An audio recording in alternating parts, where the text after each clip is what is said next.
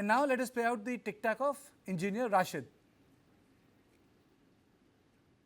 ہمارے ساتھ عوامی اتحاد پارٹی کے پریزیڈنٹ انجینئر رشید ہے اور ان سے جاننا چاہیں گے کہ آج جو ہے مت گننا شروع ہو گئی ہے. سر کیسے دیکھتے ہیں آپ آج کوئی نہیں، مت گننا ہونی تھی تو اس میں دیکھنا کیسے دیکھیں گے آپ ہی بتائیں. تو آپ کو سر کی امید کیا ہے؟ امیدیں یہ ہیں جو لوگوں نے ووٹ دیا ہوگا وہ پتہ چل جائے گا. لیٹس ویٹ، رزلٹ آئیں گے سب پتہ چلے گا، انالیسس کریں گے.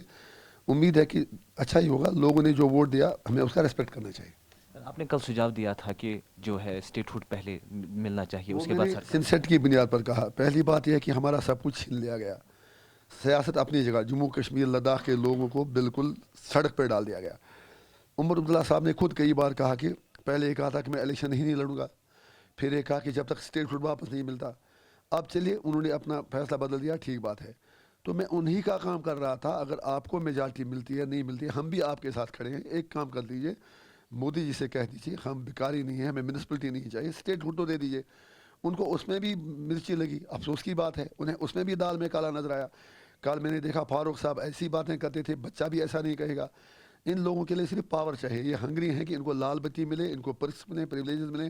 ادروائز الیکشن ہوا، رزلٹ آ گئے، کیا فرق پڑے گا اگر یہ 10-15 دن ویٹ کریں گے اور پوری دنیا کو پیغام جائے گا، پورے کنٹری کو پیغام جائے گا کہ جموں کشمیر کے جو الیکٹڈ لوگ ہیں وہ سرکار تب تک نہیں بنانا چاہتے جب تک اسٹیٹ ہوڈ واپس نہ ملے. جب 90 یا 45 یا 50 لوگوں کی ایک بات پر سہمتی نہ ہو تو پورے 2 کروڑ کشمیری کیسے ایک بات پر سہمت ہو سکتے ہیں؟ یہ سارے دلی کے ایجنٹ ہیں، چیلے چاٹے ہیں. ان کو اس بات سے کوئی غرض نہیں کشمیر کو عزت ملے، وقار ملے، کھویا ہوا مقام واپس ملے. ان کو چاہے پاور پاور اور power. And now let us play out the tic-tac of engineer Rashid.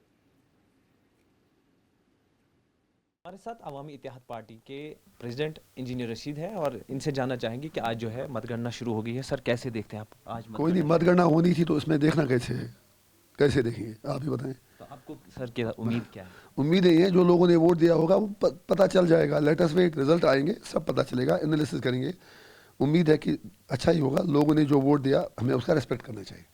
آپ نے کل سجھاؤ دیا تھا کہ جو ہے اسٹیٹ ہوڈ پہلے ملنا چاہیے، اس کے بعد سر سنسیٹ کی بنیاد پر کہا. پہلی بات یہ ہے کہ ہمارا سب کچھ چھین لیا گیا. سیاست اپنی جگہ، جموں کشمیر لداخ کے لوگوں کو بالکل سڑک پہ ڈال دیا گیا. عمر عبداللہ صاحب نے خود کئی بار کہا کہ پہلے یہ کہا تھا کہ میں الیکشن ہی نہیں لڑوں گا، پھر یہ کہا کہ جب تک اسٹیٹ ہوڈ واپس نہیں ملتا. اب چلیے انہوں نے اپنا فیصلہ بدل دیا، ٹھیک بات ہے. تو میں انہی کا کام کر رہا تھا. اگر آپ کو میجارٹی ملتی ہے نہیں ملتی ہے، ہم بھی آپ کے ساتھ کھڑے ہیں. ایک کام کر دیجیے، مودی جی سے کہہ دیجیے ہم بیکاری نہیں ہیں، ہمیں میونسپلٹی نہیں چاہیے، اسٹیٹ ہوڈ تو دے دیجیے. ان کو اس میں بھی مرچی لگی. افسوس کی بات ہے، انہیں اس میں بھی دال میں کالا نظر آیا.